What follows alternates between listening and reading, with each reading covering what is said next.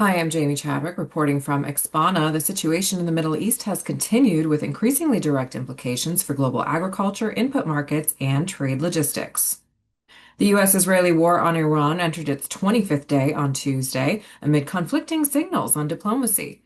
The United States has signaled a limited pause on certain strikes aimed at creating space for potential negotiations with Iran.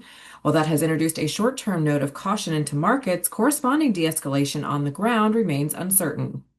Transit through the Strait of Hormuz remains highly unstable. Charter rates and marine insurance costs have climbed again over the past 5 days, and we're seeing longer routing times as vessels divert around high-risk zones. For ag exporters and importers, this is translating into both delays and higher landed costs, particularly for bulk commodities and inputs moving between the Gulf, South Asia, and East Africa. Meanwhile, oil prices have moved decisively upward, now holding above the $100 per barrel mark. The market seems to be pricing in sustained disruption risk rather than short-term volatility. For producers, especially in fuel-intensive sectors, this is quickly becoming a margin issue rather than just a cost headwind, with countries like South Korea and Japan, both heavily dependent on Middle Eastern oil, facing serious economic strain.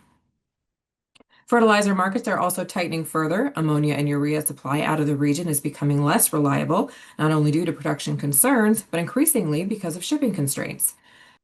Some buyers are already reporting difficulty securing forward contracts, and spot prices have started to reflect that uncertainty.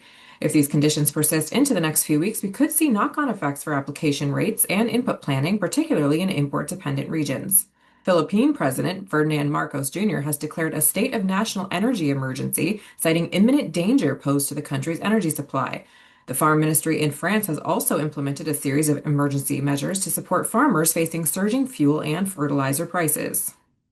We'll continue tracking these pressure points closely as the situation evolves, so stay tuned for continued updates and specific impacts to food and agriculture on Expana.